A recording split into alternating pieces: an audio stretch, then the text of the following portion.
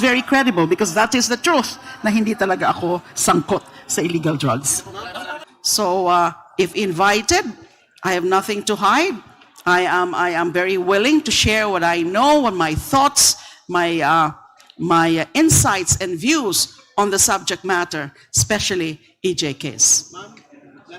Pangulong Duterte, aminin mo yung kasalanan mo sa akin na pinag-initan nyo na lang ako, inimbento nyo yung mga kaso against me.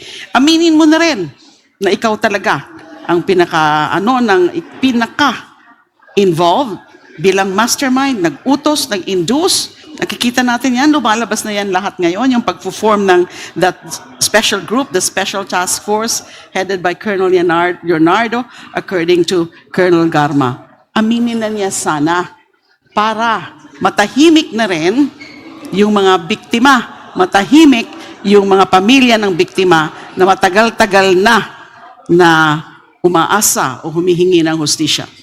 Thank you, thank you. And then so, ngayon sinabi na niya na hindi niya ako talaga kilala, na hindi ako involved sa illegal drugs. Sinabi rin niya na hindi niya talaga kilala si Ronnie Dayan kasi yung tinuturo nila na tumanggap ng pera for me. So, it has been recanted by both Kerwin Espinosa and also by Colonel Espinido. So lahat po ito ang kinalaman dyan, while inosente ako in all forms of illegal drug trade. Whether it is with the Bilibid o dyan sa Kerwin Espinosa alleged illegal drug trade. Wala akong kinalaman dyan. Kaya alam ko na kaagad na script lahat yun. Alam ko na agad na meron lang nagpuwersa sa kanila para idawit ako. Just like yung sa Bilibid mga Bilibid inmates. Oh yes, ginagawa na po ng mga abogado ko, just like na yung pagpa-file ng mga sino talaga, sino yung may kagagawan ng mga pagsinungaling din sa akin. Yung mga kasinungalingan ng mga naging witnesses nila doon sa 3 drug cases ko, yung mga Bilibid inmates. At ito ngayon, at least meron talaga na witness or witnesses, direct knowledge, yung pagpuwersa sa kanila, instruct sa kanila na idawit ninyo si Delima. So si Kerwin Espinosa, that's very much within his personal knowledge. Now his story is instruct sa kanila na idawit ninyo si Delima. So si Kerwin Espinosa, that's very much within his personal knowledge. Now his story is very credible because that is the truth na hindi talaga ako sangkot sa illegal drugs. Parang nagbago yung init ng hangin dito sa house. How does it feel na finally nag-vindication naman? Maganda talagang pakiramdam ko dyan. Kasi narinig nyo naman kanina dun sa early part of my opening statement na sana noon pa yan. Na kasi noon ako lang. And anong ginawa? Binaliktad nila yung katotohanan. Ako ang tinuro nila because they really wanted to silence me and to destroy my reputation. And para siguro maging leksyon din sa iba. Lalo na yung mga politiko and public officials na you better not say anything about the drug war. Nakatulad ni Delima, she was really that I was all against the killings. I'm not against the campaign, the anti-illegal drug campaign, but I'm definitely against the EJ case. So siguro yun ang leksyon na parang ini-impart niya sa lahat. Kung gayahin nyo rin sa Delima, susunod kayo, kakasuhan kayo, kung ano. And then yung mga lumalabas ngayon, tapos yung ginamit lang, yung war on drugs sa pagpapatay ng mga personalidad na hindi pa nga napapatunayan na sangkot sila. Yun na yung mga mayors na yan, yung mga lumalabas ngayon na pinapatay din pala. Simply because they are supposed to be part of that drug list na hindi naman natin alam kung ano yung naging vetting and validation ng drug list na yan. Yung testimony rin ng former Iloilo City Mayor Mabilog na tinakot din siya na gusto niyang gustong ipaturo sa kanya yung ilan pang mga personalidad na nasa opposition. So this whole drug war is indeed fake. Harap dapat sana kayo ni President Duterte sakali ngayon kung dumalo po siya pero hindi nga po siya natuloy. Sakali kung nandito siya, meron po ba kasi sasabihin o may mensahe pa kayo sa akin? Interesado rin ako kung ano talaga yung mga sasabihin niya. Sana nga nandito siya para tingnan natin kung ano yung naging reaction dun sa mga sinabi ko rin na kasi I was corroborating yung sinabi ni Colonel Garma about this reward system and yung sinabi ni Garma na talaga naman na itong war on drugs na to, yung mga EJ case na yan ay patterned after the Davao model.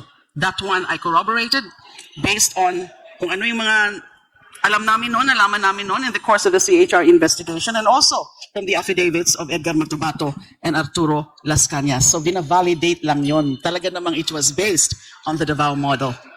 Ma'am, sabi po ma'am kasi ng mga mga kritiko ninyo, of course, 90% ng mga nag-survey kasi they approve of the drug war. Kayo po ma'am, you're one of the biggest. Yun na nga, yan ang hindi maganda, yun ang Yung mga sinasabi ko ng mga pro-Duterte critic, pro-Duterte natin na kalaban kayo na parang, he was overwhelmingly approved po of the drug war. So ano po masabi niyo? Okay, yun ang narrative nila. Nakita naman natin yon. I think kinikilala ko yon na at the height of the war on drugs, at the height of the killings, marami na pumalakpak sa kanya. Marami na ang naniniwala na maganda yon, supposedly for peace and order. Pero hindi naman. How can that be good for law and order kung may patayan? That's lawlessness.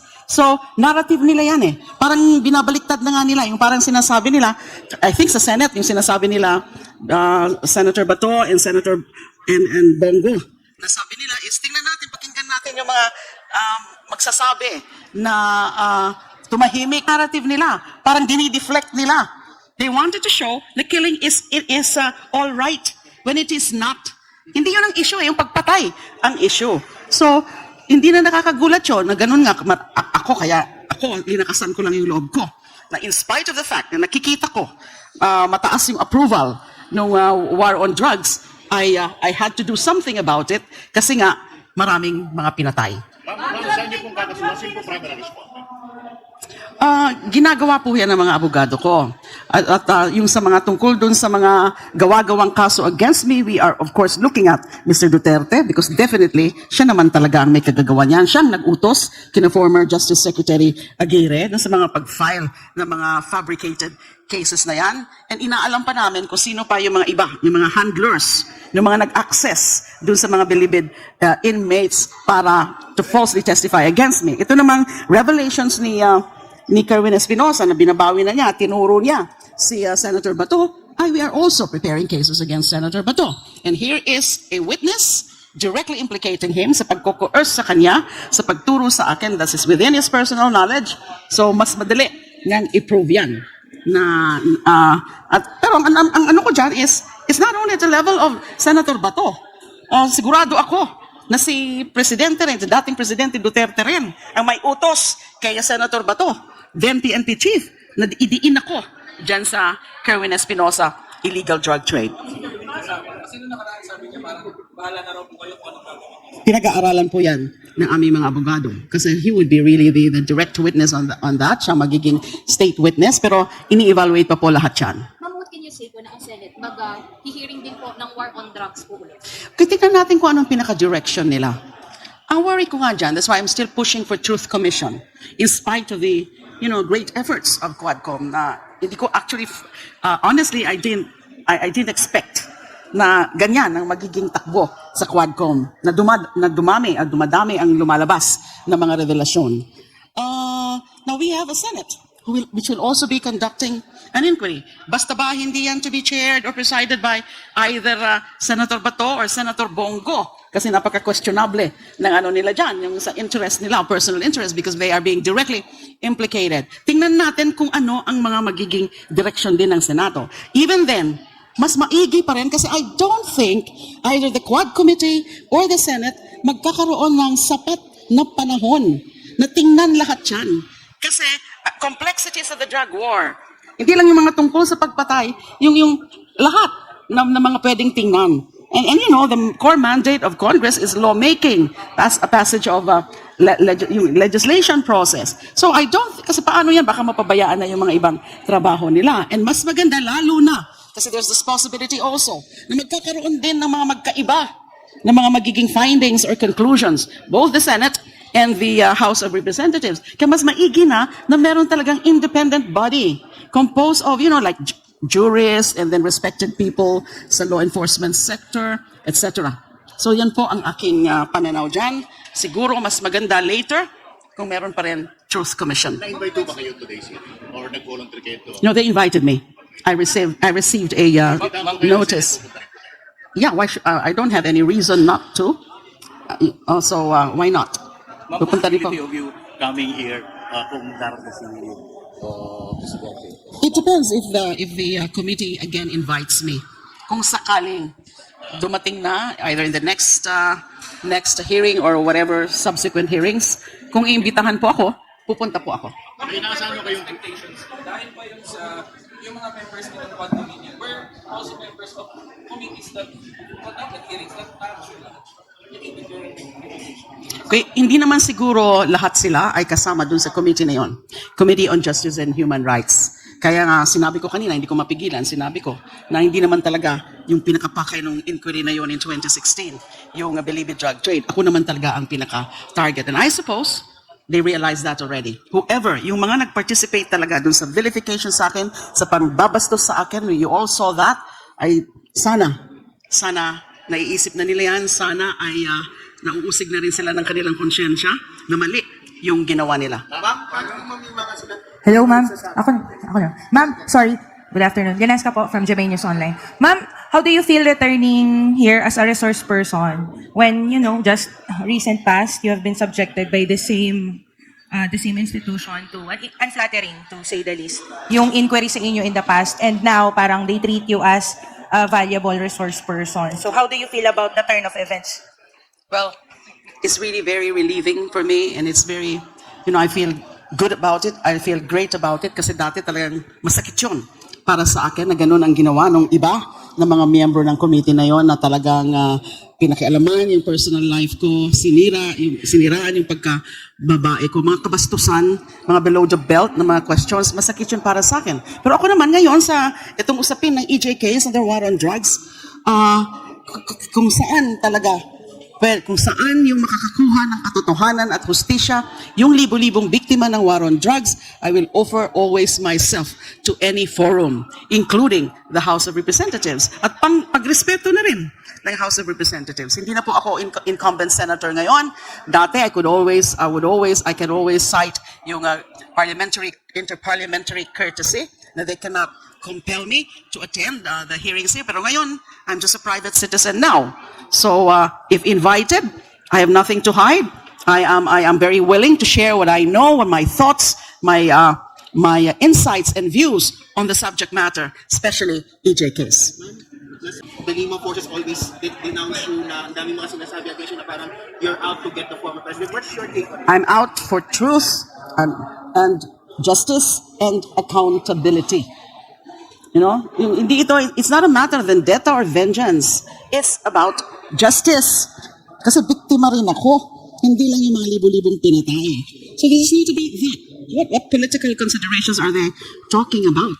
When I was right there as one of the earliest victims of Duterte. Kasi EJ case nga, yung karamihan ng ako, inano nila yung aking reputation sa mga gawa-gawa, mga kasinungalingan. So don't you think anyone else would do the same to really search more for truth and demand for accountability sa ginawa sa akin? Hindi basta-basta yung ginawa sa akin. In fact, that was an unprecedented case of persecution. Ma'am, are you also willing to personally assist po yung pamilya ng mga EJK victims na walang mapuntahan ngayon or nahihirapan magreklamo? Oh yes, kasi sometimes I would also interact with certain NGOs handling these EJK families, assisting these EJK families. Are you ready to face the president? Well, if I'm invited to the next hearing, yes. Inihintay ko siya ngayon eh. He did not. So that's why my message is sana magpagaling na siya para may sapat na lakas na harapin ang lahat ng mga binabato sa kanya. So why should I be afraid of him? I'm never afraid of him. I've proven that na I'm beyond I'm beyond being threatened by him. Kung makakausap yung face-to-face, anong inaasahan natin sasabihin magagalit sa Aminin mo na, Pangulong Duterte. Aminin mo yung kasalanan mo sa akin, na pinag-initan niyo na lang ako, inimbento niyo yung mga kaso against me. Aminin mo na rin na ikaw talaga ang pinaka-involved bilang mastermind, nag-utos, nag-induce. Nakikita natin yan, lumalabas na yan lahat ngayon, yung pag-form ng that special group, the special task force, headed by Colonel Leonardo, according to Colonel Garma. Aminin na niya sana para matahimik na rin yung mga biktima, matahimik yung mga pamilya ng biktima na matagal-tagal na umaasa o humihingi ng hustisya.